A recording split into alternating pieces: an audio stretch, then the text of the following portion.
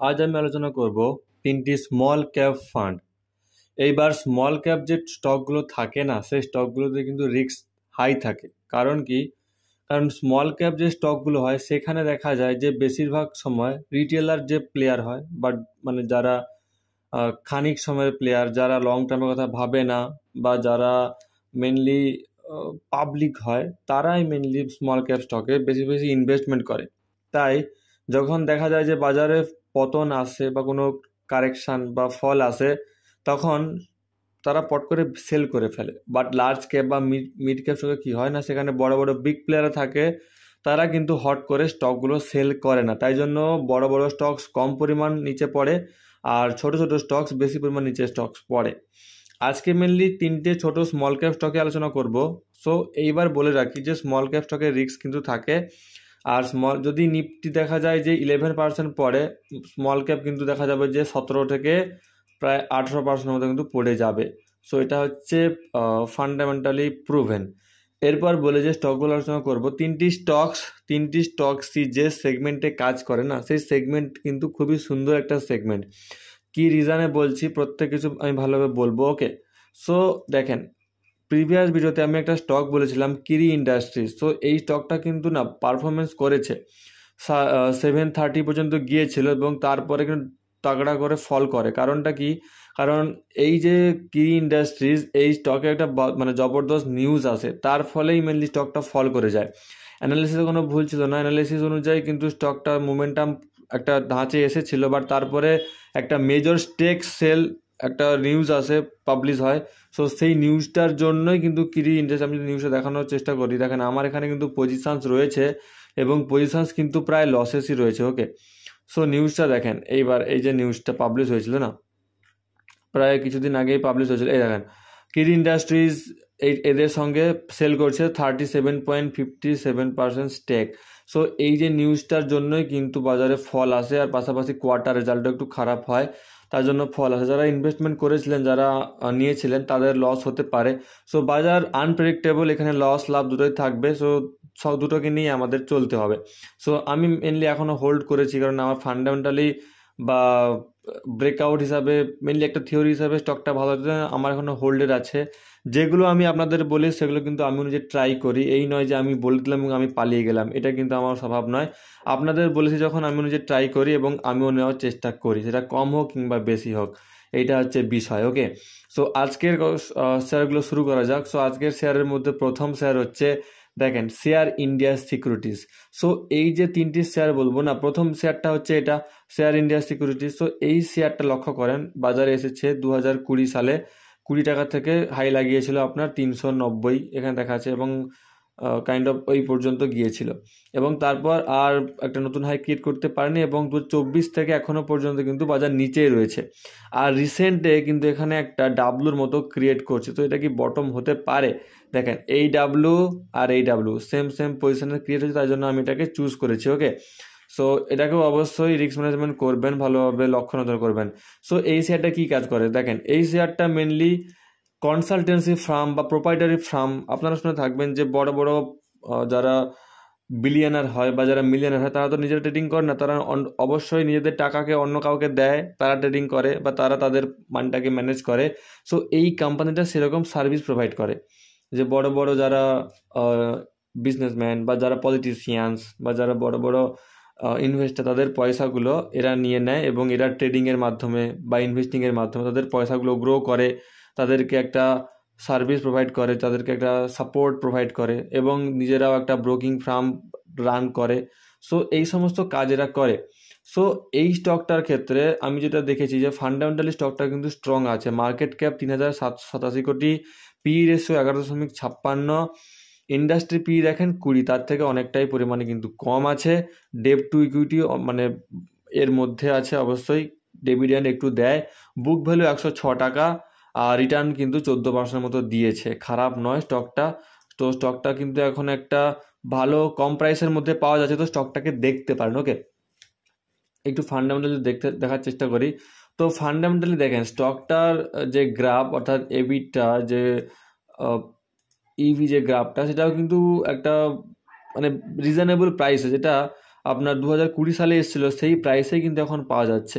তো এটা reasonable price এবং স্টকটার কাছে কিন্তু প্রোপাইটার বা বলতে পারেন যে প্রফিট যে বা সারপ্লাস বা রিজার্ভস এগুলোর কিন্তু পরিমাণ পরপর করে বাড়ছে এবং কোয়ার্টার রেজাল্ট খারাপ হতে পারে, কিন্তু ইয়ার টু ইয়ার কিন্তু কোম্পানির কাছে ফান্ড হোক বা চেষ্টা কিন্তু হচ্ছে, কারণ বাজার পড়ন্তির মধ্যেও এরা কিন্তু টিকে রয়েছে। সো এই ক্ষেত্রে স্টকটা ফান্ডামেন্টালি স্ট্রং লাগলো।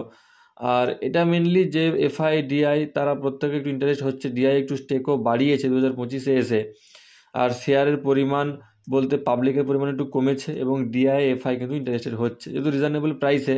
আর স্মল ক্যাপ স্টকস কিন্তু বাড়লে হুট করে বেড়ে যায়। সো এইটা হচ্ছে বিষয়। সো এই স্টকটাকে দেখতে পারেন। স্টকটা এখন যে প্রাইসে চলছে রিজনেবল প্রাইসে চলছে। স্টকটা ফান্ডামেন্টালি বলেন বা চার্ট হিসাবে কিন্তু স্টকটা ভালো লাগছে। আচ্ছা, এরপর 2 নম্বর যে স্টকস, 2 নম্বর স্টকস হচ্ছে মাস্টার্স ট্রাস্ট। এই স্টকটা রিসেন্ট লঞ্চ হয়েছে 2024-এ, দেখেন নভেম্বর মাসে লঞ্চ হয়েছে এবং তারপর নিচে এসেছিল, আবার একটু ওঠার সৃষ্টি করেছে এবং এটার আমার হাই পসিবিলিটি লাগছে যে এই স্টকটা নিজস্ব যে মানে যেটা ডে হাই করেছিল না সেটা কিন্তু ব্রেক আউট দিতে পারে। আর স্টকটা 145 থেকে 137-এর মধ্যে এন্ট্রি নেওয়া যেতে পারে। আর স্টকটার ফান্ডামেন্টালিও সুন্দর, স্টকটা কিন্তু বেসটা খুবই আমার ভালো লাগছে। স্টকটা মোটামুটি প্রফিটেবল রয়েছে। এই স্টকটাও same broking, interest portfolio management service, insurance, banking এই সমস্ত কাজেরা করে থাকে এবং স্টকটা বাজারে অনেক দিন ধরে রয়েছে। আইপিও তো এসেছে 2024 সালে, বাট এই স্টকটার যে এই কোম্পানিটাকে আমি প্রায় 2016-17 দিকেও দেখেছি। এটা কলকাতাতে রয়েছে এই কোম্পানির নামে, এদের ব্রাঞ্চ রয়েছে এবং কোম্পানিগুলো প্রোমোটার হোল্ডিংস দেখেন, এটাতে ভালো লাগছে। প্রোমোটার হোল্ডিংস প্রায় 72%, এখনও কিন্তু 72% রয়েছে। রিটেলরা ধীরে ধীরে করে বাড়াচ্ছে এবং একটা শর্ট টার্ম মোমেন্টাম হতে পারে, একটা ডাবল বা ট্রিপল হতে পারে এই স্টকগুলো থেকে। সো অবশ্যই নজরে রাখবেন।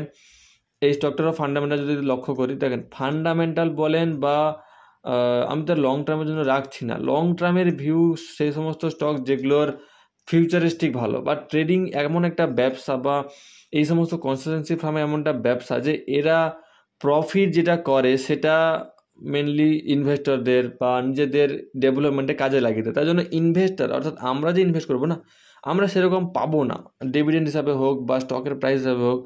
মানে এদের বিজনেসটা হচ্ছে যে টাকা দিয়ে টাকা বানানো। সো সেই হিসাবে বাজারের যে আপস অ্যান্ড ডাউন এদেরকে সেটা হ্যান্ডেল করতে হয়। সো একটা অ্যাভারেজ গ্রোথ থাকবে, মাঝে মাঝে মোমেন্টাম আসবে, বাট অন্য সময় কিন্তু অ্যাভারেজ গ্রোথ থাকবে। একটা এরকম স্টেবল গ্রোথ কিন্তু পাওয়া যাবে না।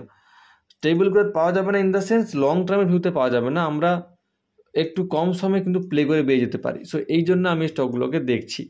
মার্কেট ক্যাপ 1763 কোটি টাকা, স্টকের পিই 13, রিটার্ন অন ইকুইটি 30%, মোটামুটি ভালোই। বুক ভ্যালু 56, হাই করেছিল 207 টাকা, এখন প্রায় আপনার 35% মতো নিচে চলছে। প্রোমোটার হোল্ডিংস কিন্তু আছে। স্টকটার এটা ভালো লাগলো যে স্টকটা টক্কর দিতে পেরেছে, স্টকটা টিকে থাকতে পেরেছে।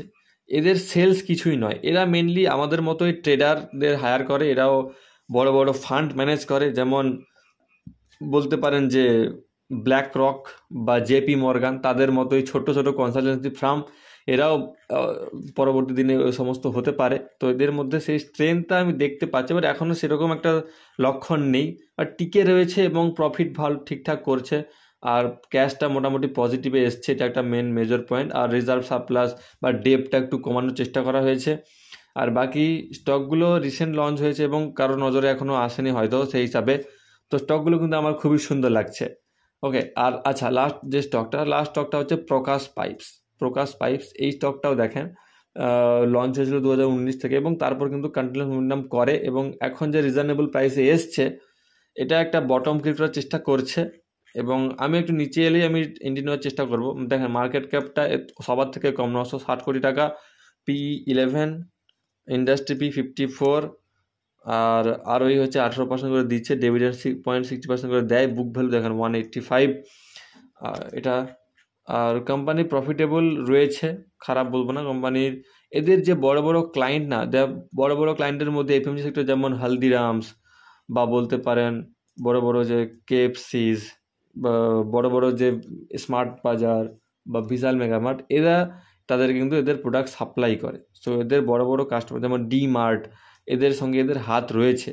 আর স্টকগুলোকে অবশ্যই লং টার্মে আমি ভিউ বলছি না, মেনলি শর্ট টার্মে প্লে করা যেতে পারে এবং 1-2 বছরের গেম খেলা যেতে পারে এই সমস্ত স্টক দিয়ে। ওকে, আর প্রকাশ রায়ও মেনলি ডিভিডেন্ড ঠিকঠাক দেয়, স্টকটার ডেপ একদম নেই বললেই চলে, স্টকটার গ্রোথ আসছে, সেলস কোয়ার্টারলি দেখেন সেলস একটু ইনক্রিজ হয়েছে, এই দেখেন প্রকাশ পাইপ সেলস 11 হয়ে গেছে, মোটামুটি ইয়ার টু অ্যাভারেজ এফডির থেকেও বেশি সেলস মজা করলাম।